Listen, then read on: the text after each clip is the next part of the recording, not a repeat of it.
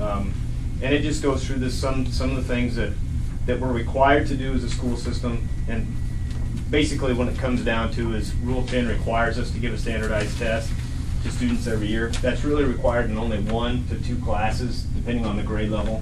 But then it becomes an issue of compliance versus commitment. And I know at Ord and many other schools in the state, it's not just about compliance, it's about commitment to what's best for our kids. And so we give it to all grades, basically 2nd through 11th, and then seniors are generally optional because juniors and seniors are taking the ACTs for college prep anyway. So, but it also comes down to having a standardized test that measures student improvement so we can make decision-based, data-based decisions on how students are doing and what's best for them. And so this test is a computerized version of the standardized test that is given every spring. I know here, I think it's the Terra Nova. There are several other different versions that are given in different schools. There's the CTDS test, there's the Iowa Test of Basic Skills, there's the CAT 5. There's all kinds of different tests out there by different testing companies. This one happens to be through the Northwest Evaluation Association, and it's called the MAP test. MAP, M-A-P, stands for Measure of Academic Progress Test. The contacts that I worked with to get to get the MAP test off the ground from the NWEA are listed there: Janet Wheeler and Dan Henderson. Some information about the norm, and that's just basically data on how many students take the test and how they come up with the norm average score based on all those students that take the test. And this is a little outdated. It's based on last spring's data, but it's now normed with over about 2 million students instead of 1.5 like it shows here. It's normed in grades 2 through 10 and 11 and 12. So basically every grade from 2nd grade on up to 12. It just, 11th and 12th is a little bit different test than the rest of them. It's an individual growth measurement and provides district reports, parent reports, and teacher reports. So there's all kinds of reports in which I've given you an example of those, and I'll get to those in a minute. And I think they're going to be important for you to see. But the test adjusts to the level of the student. Basically what it does is as the student takes the test, the more questions that the students get correctly, the harder the test will get for them, which means they're moving up the level. As the test gets harder, when the student starts to miss a couple of questions, then it's going to drop down. So if you think about a range that a student operates in, as the student answers more questions correctly in that range, it's going to max out somewhere.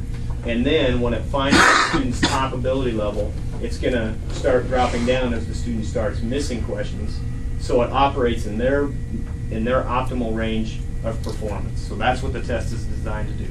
Basically, in a nutshell, the more questions you get correct, the more difficult it gets. The more questions you get wrong, the easier it gets.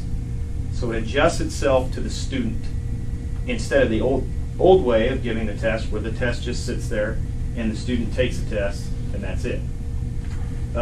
It can be given up to 4 times a year. 4 subject areas right now that it's normed in are reading, math, language, arts, and science. There are immediate test scores provided. As soon as the test is over, a screen will pop up and it will show the student what their score is. Now that score is a little bit different than what we're traditionally used to. It's based on a Roche unit score. And it's a lot to explain in just this 5-10 minute presentation, but essentially what it means is it's a score based on how all the other students performed that took it in the nation, and it's normed. So they're going to get a score, and then it's compared to what the average 5th grade students scored on that throughout the entire group of students that took it. So that's how the Roche unit works, and I could explain that more in detail another time, or if you're interested in coming up and visiting with me, which I told the parents I'd be glad to do that too, to explain that to them more, and that's show them the normative chart that it operates off of. It's an untimed test, and it's scored according to the norm of the other students taking the math test. So that's basically how it operates. On the technology side, this is just a little bit of information. It can be loaded onto the school server, which has been done. Mike Bechtold's done a terrific job of getting the technology side of things kind of ready to go. Him and I have been working closely on it the last 2 or 3 months to get it ready to go. The reports are web-based, which just basically means at the end of the testing day, for instance, this Wednesday we'll be testing reading. At the end of the testing day, we can close that reading test window, ship the results off to the NWEA. They process the test results, create the reports, and send them back to us when we request them. So we can have the class reports back the next day, which is part of the data you have in front of you, and I'll show you that. Or I'll talk to you about that in a minute. Testing schedules.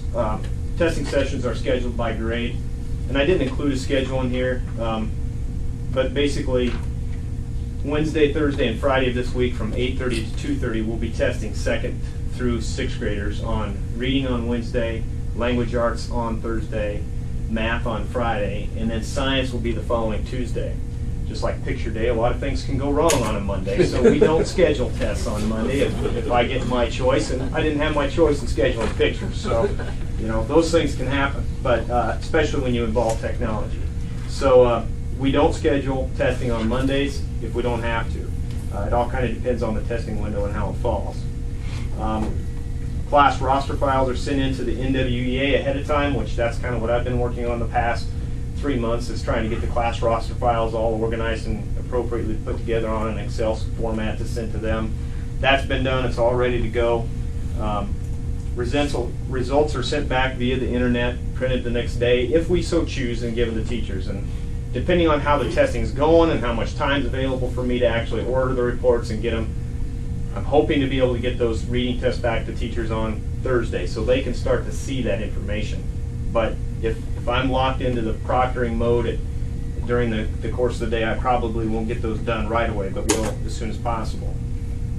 If for some reason the computer fails, and this is a very frequent question that's asked, if the computer we should have a power outage, a kid should actually unplug the computer with their foot underneath of the table, anything like that. The test is real-time live, which means wherever that student is at on that test in that given period of time, it's locked in there. And so if we'd have a power outage, the next day we'd come back, if the power was fixed, the test will go right back to that exact same question that student was on. That has actually happened to me in the past as being a proctor of the MAP test. We had a power outage and weren't able to go back and take the test that day, came back the next day, and everybody's test reloaded to exactly where they were. Also very handy if you'd have a student get sick. We have other issues that come up in the elementary schools where students either have an accident or whatever, but we can pause the test, we can take breaks during the test, we can do anything we want to during that testing time period. And sometimes it just depends on the students as to what actually happens. If they go through it just fine, then it's no big deal. So those things are kind of important to know on the technology side. In alignment with the state standards, one of the questions that's been asked by numerous curriculum coordinators and principals and other people about the MAP test is that it's aligned very well with the state standards according to Pat Rashevsky at the NDE. And then there's a website down there at the bottom you can go to. So that's the pink sheet. The blue sheets are it's parent information from the website called the Toolkit that all parents that showed up were given this, and it was sent home with the oldest and only of elementary students. And so that's information that is available to parents that want to get on the website as well.